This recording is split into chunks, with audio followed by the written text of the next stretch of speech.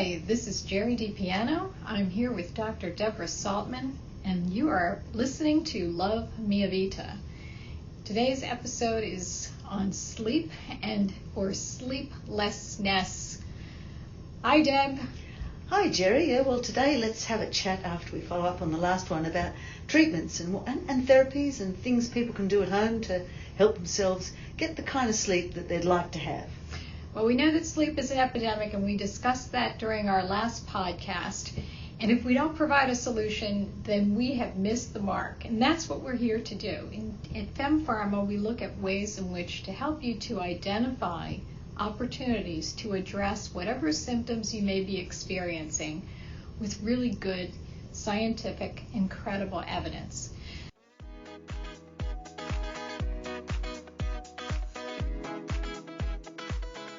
Hi, welcome to Love Mia Vita podcast, the podcast to women for women. I'm Jerry DiPiano, women's healthcare advocate and founder of FemPharma. I'm joined by Dr. Deborah Saltman, physician, researcher, the thinker, and medical director. Thanks, Jerry. I'm really proud to be a part of FemPharma's commitment to keeping women healthy and safe and this series of podcasts. Together, we're providing solutions for women who care about living their best lives at any age. As trailblazers, we aim to break down the myths and provide the truths about everything women want and care about. Imagine that. We asked women what they want, and we're about to deliver it. By the way, we hope to entertain you, and that's no BS. Over the coming months, we'll be speaking with experts about topics that matter, mental and physical well-being, and what more could be done. We will push our experts to give you answers that are real. So send us your questions, and here's to loving our lives.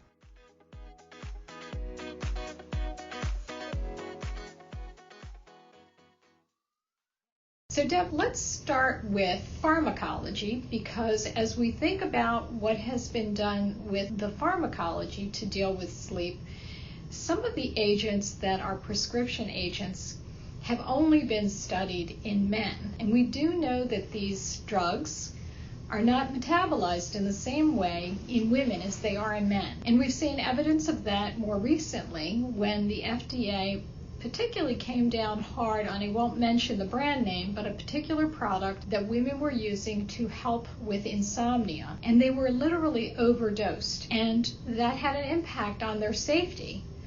There were accidents, there were women sleepwalking, eating, getting up in the middle of the night and eating. The bottom line is that the FDA did suggest that women were being overdosed. These products are also very habit-forming. So that women and men, but we're speaking to women primarily, women may develop addiction to these products as they increase their tolerance to the medications. So they will stop working at a period of time. And I'm sure as a physician, you've seen this in your own experience. Well, it's really interesting. I mean, I think we don't understand how metabolism works differently in men and women. But what we do know is women metabolize more drugs in their liver and then metabolize more drugs in the kidney. So it depends on the kind of drug you're having. So if you're having a drug that is in fat, it will be metabolized in the liver. If it's kind of in electrolytes and salts, it will be metabolized in the kidney. And because the brain is very specialized, it's got a barrier called the blood-brain barrier, and that only lets certain products in it, and they're products that like fat. So quite often, the drugs that women are sensitive to get to the brain quite frequently in higher doses. The other thing is lots of women are on the oral contraceptive or hormone replacement therapy, and that competes for metabolism in the liver. So if you've got the two models competing, the molecules are competing, and one of them's working, one of them is going to stay around longer till it gets metabolized and lost. So there's a salient feature for women who are on HRT orally or on taking oral contraceptives, those kind of medications. They're going to compete with your sleeping tablets, and they're going to extend probably the life of your sleeping tablet. But let's have a think first about why people take a sleeping tablet. I mean, the first reason is we lie around in our beds at night restless.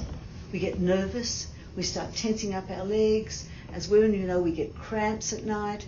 All those things kind of happen. We think about the day, and time moves on, and time turns from seconds, which seem like hours, to minutes, which seem like years, and then we are awake. So there's this tension component, and for lots of women, the objective is to get to sleep. I just want to get to sleep. I don't want to be thinking anymore. I've got to get up early in the morning. I want to get to sleep. And some of these agents are pretty good at getting you to sleep. And the big family, of course, of that is the benzodiazepines and Ativan, those kind of things. There are a lot of them, clonazepam. There are a whole range of PAMs and MAMs that put you to sleep. But the important thing to know about them is they are digested through the stomach. So one of the issues there is how long does it take for this tablet to be digested? And most people don't think about going to sleep until they're in bed, when they can't sleep. And usually that is far too late to think about it. If you've had a meal, it takes between 2 to 4 hours to digest the meal, and then you pop the tablet on there. So by the time the tablet is working, it's already 4 hours into your nervous time trying to get to sleep. So quite often you think, I'll take another one because I haven't managed to get to sleep yet. I'll take another one. And they take a second one, and lo and behold, both of them work in the morning when you have to wake up. And that's half the problem. So taking any medication to get to sleep has to be timed in the right time. It has to be timed in relation to when your absorption is, when you're going to go to bed, and when you're going to take it. The second thing that you mentioned, which is really very important, is our bodies start getting tolerant of everything. When we do exercise, we've got to disrupt the exercise. When we have a diet, we've got to disrupt the diet. When I wrote my book, that was the most important thing, was changing. Our bodies get used to things and we have to keep changing them. So after a while, the body gets used to all these sleeping tablets, and they really don't work except to addict us. So they are what's called a placebo. And the body really, they're just there as an addictive component. And quite often I've had patients come to me and saying, I need a sleeping tablet. I had one in hospital when I went for this particular piece of surgery, and it's not working, and I don't want to stop it. Can you give me something else in addition? And that's where kind of problems can come about. So in the short term, some research that we did about 30 years ago now showed that addiction happens within 10 days of taking a benzodiazepine, and it stops working within 5 days in the way we want it to put us to sleep. So taking these tablets, they're a short-term measure, just if you're like, I've really got to get to sleep tonight. But remembering, as you said, if I take it too late, I'm going to be groggy. The next kind of thing that happens is that if you take them regularly on night after night after night, in the beginning, they block the kind of dreaming sleep you need, the REM sleep, which is your dreaming sleep. And they will continue to do that. But the body's very clever and it breaks through. And that's why women have nightmares and sleepwalk on these tablets, because the body is desperately trying to say, I want to do what I want to do. I need to dream the way I dream, not the way this tablet makes me dream. So they're kind of complex. It's not a simple arrangement to try to get to sleep with drugs to help us. So I'll tell you a humorous story, although I'm sure it wasn't funny for the person that was experiencing it. Using a particular sleep aid, this individual was found sleepwalking in her kitchen, and at that point she went into her refrigerator and ate a jar of pickles. She hated pickles, but she was found eating a jar of pickles at 1:45 in the morning. So this is just one of many stories. It wasn't very humorous to the person that actually experienced this problem, but it is indicative of what happens when you use some of these sleep aids. They haven't been studied adequately in the female population, and so we're finding that women in particular are addicted to these medications and still suffering from sleeplessness. We also think about over-the-counter medications, and we must put a little bit of a warning on some of the over-the-counter medications, because you need to pay attention to what the ingredients are in the over-the-counter medication and what the recommendations are for dose and dosage frequency. if you look at some of the antihistamines like Benadryl, and I will use the name Benadryl because many women will use these antihistamines to encourage sleep, those may be equally addicting, and they may also have other untoward side effects and adverse events.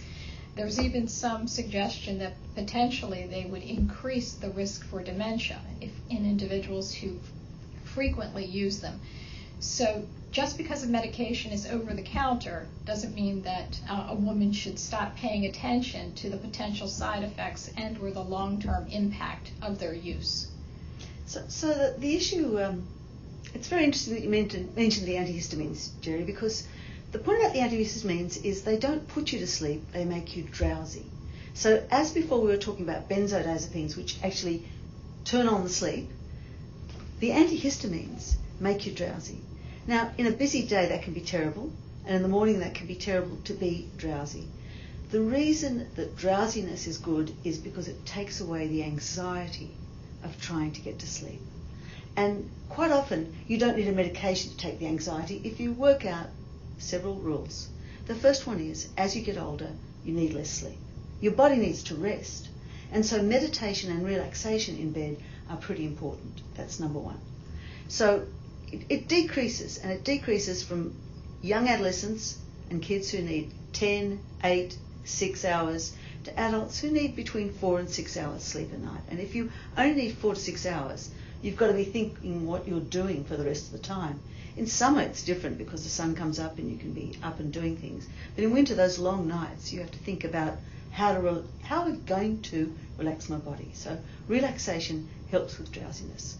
Sometimes the tension's in the jaw and in the mouth, and that's a problem as well. So releasing jaw tension, making sure you check with your dentist that you don't have temporomandibular joint problems, because that can give you headaches and tension at night and teeth grinding. So relaxing the tension of that. So there are a couple of things. Just as a fine point on what you referred to as TMJ for women listening in, if your jaw is clicking, you probably have TMJ. If it's difficult to open and close your jaw, and if you have pain at the joint right around your ear, where what we call the mandible. So if you notice a clicking and you can probably feel it, that's probably TMJ. Yep. So firstly, we've talked about relaxation and versus drowsiness, and how much sleep you need. Then, even if you do want to take something like an antihistamine because hay fever season and I'm taking a drowsy one to go to sleep, remember that the effects are potentiated or additional. Now, it's beautiful summer weather and some of us like a cold beer or a glass of wine without dinner. Now that the world's opening up again, we're seeing our friends, we're going out for drinks, and with an antihistamine, that can potentiate the problem. It's a very dangerous situation having both of them, and particularly if you're a young mum who's driving kids around, you don't want to be doing that. So the antihistamines might be good for drying out, but they're pretty difficult to use if you like to have alcohol as a relaxant.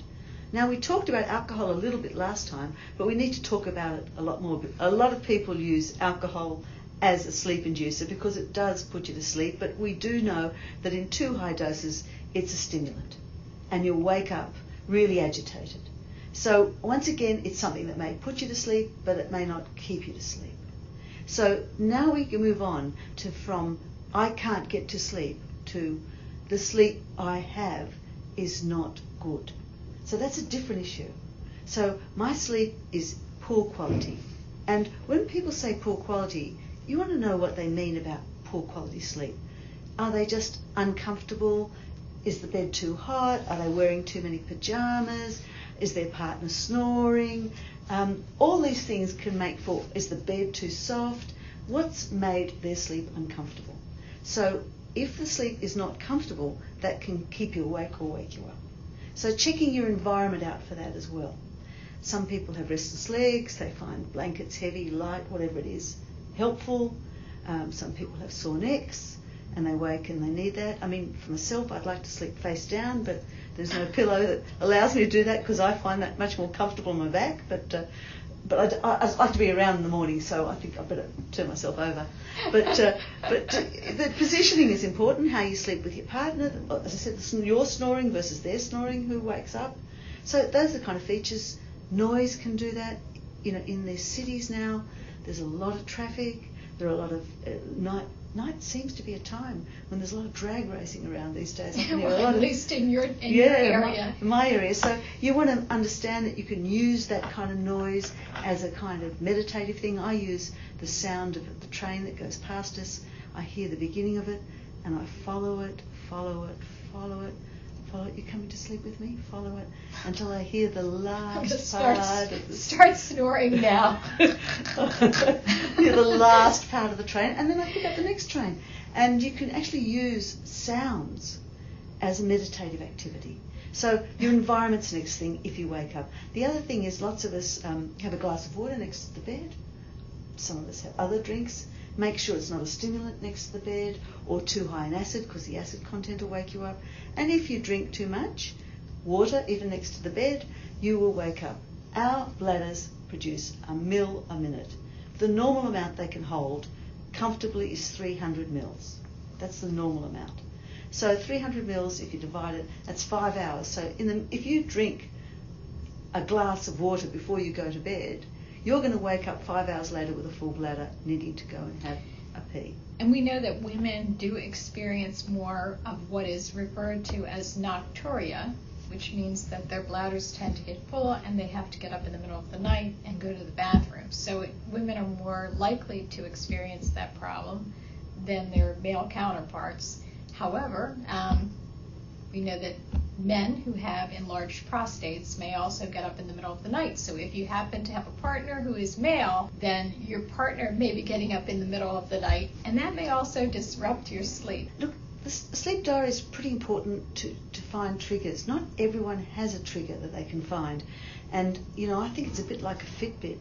You know, my wife has a Fitbit that she swears to tell her everything, and you can get a bit obsessed with all that. We're in the technology era. We've all got our phones here, we've all got our Fitbits. So you want to use these instruments as an aid, not as a punishment.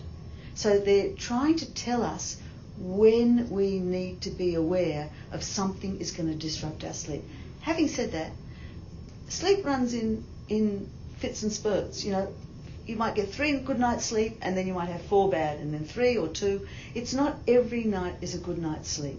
And because we have this ideal idea about weight, we have this ideal idea about sleep, that's not the case. So we have to love Mia Vita, love our lives, and love our sleep in whatever pattern it is, and use the diary just as an aide-memoire, not all the time, but to say, has something changed that I have not been aware of? Absolutely. When we think about the different ways in which we can address those, once we've sort of taken a mental inventory, again, the word that you use is, you don't want to use it as a punishment. I stopped wearing a Fitbit because I viewed it as a punishment, and instead I do an inventory, and that seems to work for me. It may not work for anyone, other folks that are listening to this broadcast, but it does help to do an assessment so that perhaps if you're in a period where you're under stress, maybe there's a project at work, maybe your children or your parents are unwell, maybe you're unwell, and your sleep is disrupted, or you feel that you're not getting good quality of sleep, that should be taken into consideration.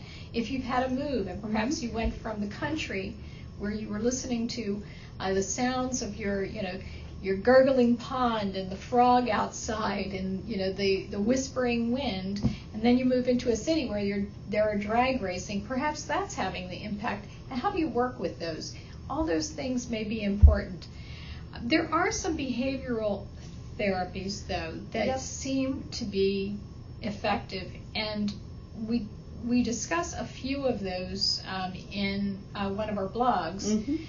But it's probably worth talking about some of the behavioral therapies that have been observed to actually work effectively. So the basis of behavioral therapy, even for sleep or anything, is if you imagine in your brain you have tram tracks. We're creatures of habit. We go this tram track, we train track, we follow the same road. It's a creature of habit. We carve a pathway in our brain.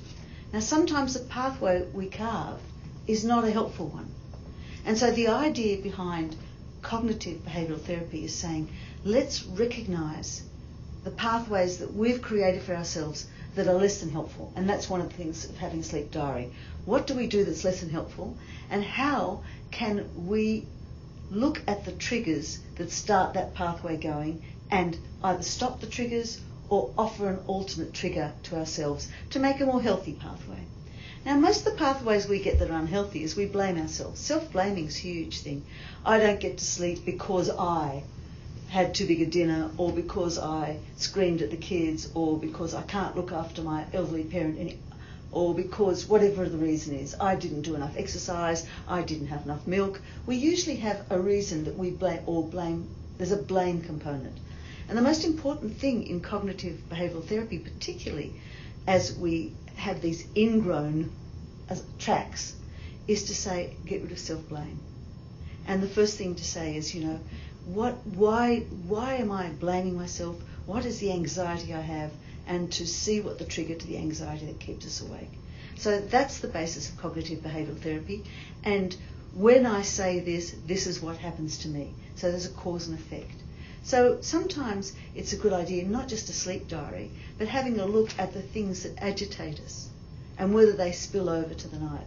Like when I'm quiet, I remember all those things I didn't do at work, or that kind of idea. So really having a look at the triggers and seeing if we can think up alternative strategies to the triggers. Rather than saying, I'm bad or I should do this, thinking about an alternative strategy. And that's the basis of cognitive behavioural therapy. Now, some of us can do it on our own, and some of us really need someone to help us with that. And there are lots of experts in varying firms. The cognitive behavioural therapy is just one. There's lots of ways of doing it. You can do it with a friend, with a partner, with a professional. There are online therapies as well that you can use. So there's lots of ways to improve the self-talk you have to yourself.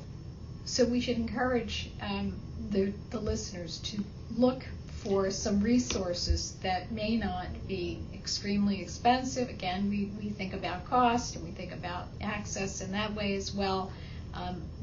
It should be something that can be explored if you have the opportunity to check out the resources online. There are lots of resources online, you're right, Jerry, and a lot of them are free and a lot of them are recommended by you. If you look, most people's health insurer will provide them with an app about sleep, because sleep is a huge problem. So look at your health insurer, see what apps they provide with you for looking after your sleep, and there will be one there and you can test it out. The other important thing to remember is in relation to quality of sleep is quite often we think we haven't had a good night's sleep, but then our partner will say, well, you were snoring from 4 o'clock. So sometimes our perception of what a good night's sleep is different from what we have. And there is a new kind of therapy called sleep deprivation, and this particular therapy is about you try to prolong the time until you go to sleep so you can have an understanding of what sleep is again. Because some people... I use sleep restriction therapy, and it actually has worked for me. And what I mean by that is there's a point where after dinner and reading and so forth, I was exhausted, so I'd hop into bed around 9:30, 10 o'clock, which seems to be a pattern for individuals in my age group cohort. And I'm in our target demographic, which is women over the age of 40. In any event, hopping into bed at 10 o'clock at night meant that by 3 a.m., I was wide awake, because my sleep cycle is around 6 hours, which is probably a decent amount of sleep for someone in my age group cohort. It is, yeah. The problem is waking up at 3 o'clock in the morning causes extreme anxiety, because you're looking around, what do? You don't want to turn on the TV, you don't want to go online, you could pick up a book. And the advice that we've received in the past is don't just lie in bed and ruminate over the day's activities. The better thing to do is actually get up and do something, and then go back and try to get some rest. Instead, when I studied sleep restriction therapy, I would keep myself awake until at least 11 or 12, sometimes even midnight. My normal waking hour is 6 a.m., so I would get 6 continuous hours of good sleep. Absolutely. And that is a feature in other countries, but I think there's a lot to be said for not getting up out of bed.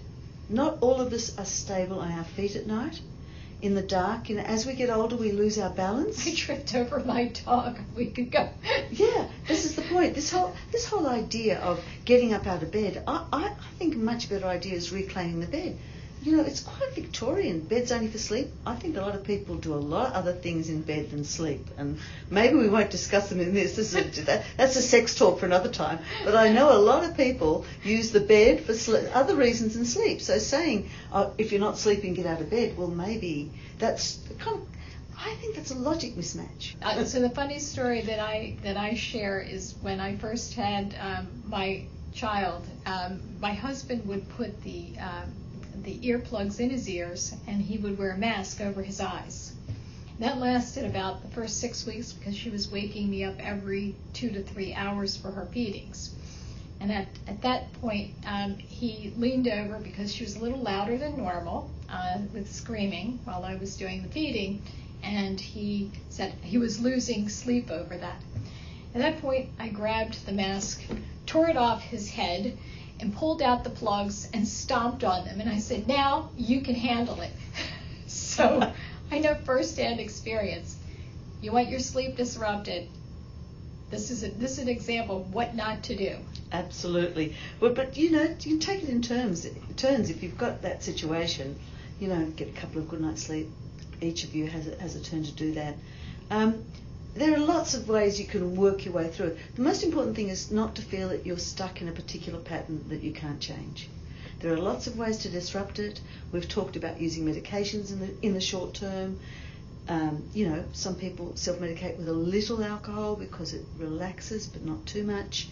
The other possibilities are cognitive behavioural therapy, a little bit about restricting sleep, about loving your bed, about using natural products, and we talked a little bit about that last time, but tryptophan's in a lot of products, so is serotonin, GABA, melatonin. All these things can help sleep. Right. So when we look at some of those additional options, I know we spent a little bit of time talking about what are non-prescription. I don't necessarily want to say over the counter, because we know most people are purchasing products online today for convenience, right? So looking at some of the natural ingredients like melatonin, like GABA, and looking at theanine, B6, some of the B complex vitamins that are in some of the natural products. Again, there is evidence that shows that melatonin will help. There is also some evidence that GABA and theanine may work. It really becomes individualized, right? So I think what we're saying about sleep is you have to decide when you need to have some sleep support, how often you need that support. And the message that you use often is disrupt. You want to disrupt that to some degree, because once your body becomes acclimated, things stop working. Absolutely. So you may need to shake things up, for lack of a better way to describe it. Absolutely. And, in my bedside table next to me, I have a variety of things that I could use. I don't use them, but I know if I needed to, I could use them. And that gives me comfort when I go to bed and if I can't sleep, I think, I've always got melatonin or something next to my bed, or a sleeping tablet. I've got something next to the bed in case I want to try to go to sleep with something. And usually that's just the relaxation I need. Just the idea that if I can't really get to sleep, I have something that will help me. It's interesting that you share that we all have our various strategies that have worked for us in the past. When I was a kid, I remember that my parents would talk to us about prayer, and that was their way of being of meditating, right?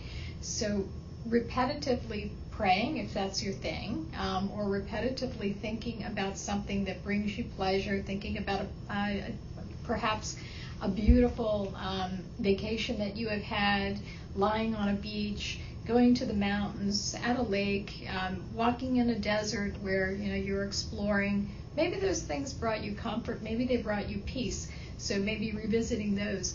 But finding some way in which to take yourself away from your current circumstance to help yourself to get into a better frame of mind. Absolutely, and not all of it might be related to sleep by itself. I'm sure a lot of our listeners have physical conditions that keep them awake at night. We're women, we're cyclic. After 40, we're going through the change. Our periods can be, irregular. We can bleed a lot. We have to worry about flooding, abdominal pain. Lots of us suffer from irritable bowel syndrome. Hot flashes. Hot flashes. So there are lots of physical things that can affect our sleep too. So it's not just all about sleep. So make sure when you are going to sleep that you've optimised all the other things. Am I itchy? Am I sore? Have I got abdominal cramps? Have I got a headache? Just all the other things. Is my neck sore? All the things that you might need to think about that are not necessarily about switching on and off the sleep button in our brains. So we know that in our target audience, we often hear from women who are having hot flashes, and we talk about keeping your environment comfortable because that can disrupt your sleep, and we know that it does. So there's a tremendous amount of evidence, scientific evidence, that demonstrates that when you're having hot flashes, the need to shed clothing, to change the temperature in your room may also compel you to wake in the middle of the night, and that is difficult because not everyone can fall back to sleep right away. So there's some strategies that we can think about as it pertains to women who are at that point in their lives where they're perimenopausal, menopausal, and experiencing hot flashes. So the hot flashes are a really interesting problem. And I don't know why I say problem, because 10% of the population have hot flashes all their lives, men and women. And if you're the 1 in 10 that has it all your life, like I am. Or in chemical menopause. Maybe you're a young woman, but you're using some therapy that puts you in a position where you're experiencing a hot flash. The point also, though, about hot flashes is they are very good temperature control. If you can regulate your temperature better by externalizing it in a hot flash, you're probably better at regulating your temperature at other times as well. Our society doesn't like people sweating, and women aren't supposed to sweat. We're supposed to just gently perspire, and men have to wear white t-shirts under their shirts so their armpits don't look sweaty. We've got these kind of activities that say we have to be some kind of like in Victorian or 17th century France in the way we're supposed to dress and look when we are around. But really, it's okay to sweat, it's okay to perspire, and if you've got wet gear on, take it off. It's just perspiration. And so feeling like you have to stay in it, or if you have to change your sheets, well, maybe put a towel down or something. It's a phase, and it will either continue or not, and you will live with it through the phase. I mean, it is, people do think it's disabling in meetings. Well, I used to say, I sweat a lot. Live with it. And there are strategies that you can use. Obviously, you want to make sure that your room is at a temperature that is not excessive. If you are wearing a lot of bedclothes when you go to bed, perhaps the better idea is not to dress so heavily when you go to bed, or wear comfortable perspiration wicking clothing when you go to bed. I wear a band t-shirt and a pair of yoga pants most of the time, or gym shorts, and that's comfortable for me, and that seems to work. Particularly as a woman in the age group cohort where a hot flash is something that I would experience occasionally. Well, if you want to wear your birthday suit, you're quite happy to wear your birthday suit. My husband would be just as happy for me not to have any clothing. That's a different story for a different day. Right. Birthday suit indeed. So clothing's important. Temperature control, not having too hot drinks, not stimulating vasodilation with vasodilators. All those things can make a difference, but it's all right to have symptoms. Did you know most people have 60 symptoms a day? 60 things. If you count how many things you've thought has happened in the day to you when you go to bed at night. Oh, I saw a toe for a reason. I thought I had a headache. A flashing light. If you think about it, the health survey shows 60 a day. We could become completely neurotic if we had a health diary of the 60 things a day. You could obsess over these. This would be another reason to lose sleep, is the obsessiveness over the day's activities, right? Yeah, and your own health and well-being. So we've talked about a few things here. Meditation, mindfulness, sleep restriction therapy, cognitive behavioral therapy, whether you have the luxury of seeing a therapist in person or you can do it via telemedicine or perhaps to find an app that's really good and works for you. These are all strategies that may work. Looking at a more natural way in which to induce sleep by looking at some of the supplements that do not require a prescription, natural supplements like valerian and melatonin and chamomile, maybe drinking a cup of tea that has those same types of ingredients. So we're not going to specifically recommend a particular product for sleep. It really comes down to your individual sleep issue and what you feel most comfortable doing. But these are at least some ways in which you might think about how to get a better night's sleep and how to have more restful sleep. And again, it's not one size fits all. With sleep, 8 hours per day may be fine for someone that is a younger person. It may not work for someone who is over the age of 50 or 60 or in the 7th decade of life. And what about power naps? What are your thoughts on power naps? We get sleepy in the middle of the day. I love a power nap. That's even a micro sleep. Even if you're just a little bit tired, if you pop your head down, even 10 minutes can refresh you. And I think it's much better to have that 10-minute refresher than try to struggle through some fog in the middle of the day, particularly after lunch, because what happens when we eat is all the blood rushes to our guts. So it goes away from our head and it's madly trying to absorb all this food and all these nutrients, and all the work is happening in the abdomen. And so it's not surprising that after lunch we feel drowsy or sleepy, particularly if we have a lunch that takes a lot of digestion. So what's kind of funny about that is that we observe, and after being in a corporate environment for most of my life, because it has been a disproportionate amount of my life, my colleagues would often grab that cup of coffee or espresso about 3 o'clock in the afternoon. So forget the power nap. We were encouraged to use a stimulant, whether it was coffee or a tea or a soda with a lot of caffeine. And now we have our products that improve cognition, even the ones that are considered non-prescription, that improve cognition, which are nothing more than stimulants with astronomical amounts of caffeine. So is it better to do a power nap or a micro nap, or to use something that helps to stimulate you for the rest of the afternoon? I can imagine that just creates a vicious cycle. Look, everything in moderation, and you do it the way that suits you. There's a lot of evidence about caffeine, both good and bad, with coffee. So there's a lot of caffeine around in a lot of things we do, and it is a stimulant, but you can get used to it. Coffee doesn't keep me awake. Well, certainly not American coffee. Maybe I shouldn't say that about Italian coffee. A small little doppo in Italy can keep me awake for 3 days. So it depends on the type of coffee you're having. I love coffee, and I drink it liberally in the morning, and I was drinking it liberally in the afternoon just because I enjoy it.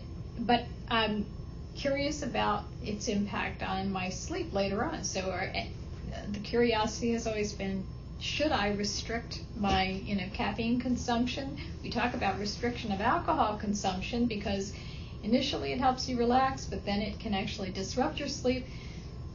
Does the same thing occur with caffeine? I guess it depends on the person and the way you handle these types of.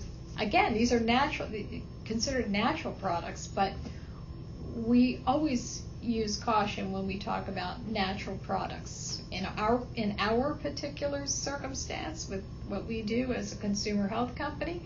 But we also advise any of our listeners to think carefully about what that means, and remembering, as folks that have developed prescription products for years, we also know that natural products are often the source for prescription products, so they are not without their consequences, which is why I raised the caffeine issue. Well, it's a common feature in this country of those those coffee stand that has the coffee sitting in it all day. And when coffee sits in it all day, the water goes away. It dehydrates and becomes stronger. So if you're the kind of person who makes a pot of coffee in the beginning of the day and just keeps on refilling your cup with it, you're going to get stronger and stronger coffee. So you're going to attenuate its effect anyway. You'll build it up, but it's just going to keep on working at the same level. So if that's happening, you need to disrupt it and do something else. I do believe in a power nap. It's pretty tricky. You have to make sure you've got somewhere to have it. But if you can't have a power nap, a walk in the sun, because the sunlight will stimulate you again and wake up your eyes. And that's something we didn't talk about. We didn't talk about the eyes. The eyes like to be dark in sleep. And the reason they like to be dark is because the kind of way we see at night is through a particular process in the retina using cells called rods, and they only work in dark light. And in the daytime we use cones which work in bright light. We've 20 times more cones than we have rods, so we see much better in the day than we do at night. So darkness is pretty important, and I think we just have to add that to our list. Maybe think of coffee, maybe think of dark because it's black and that sort of stuff, or dark. So yeah, so having thought about that, I mean, if I say that and I think about one of the things when I said that made me think about people of colour and whether there are any differences in terms of sleep patterns and sleep products. And there's been so little research, I wouldn't know if there's any real research about whether products work differently in people of different genetic backgrounds or people of different colour at all. So that's something that we really could do with some research on.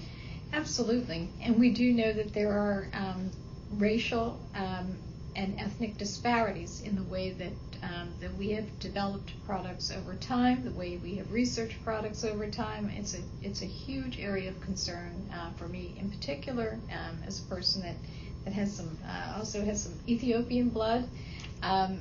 So we think about, what is the difference? Do we absorb sunlight differently? We know that we do. We knew the darker skinned individuals do, but there hasn't been enough research that has been done in darker skinned individuals and or different ethnicities. Yeah. And that could be, the next podcast. It may well be. Looking at disparities in the way we approach consumer products as well as prescription products. Oh, that's opening up a huge area to talk about, Jerry. But it's been great talking with you today. Likewise, it always is. Yeah. Thank you to our listeners, and remember, love Mia Vita. Take good care.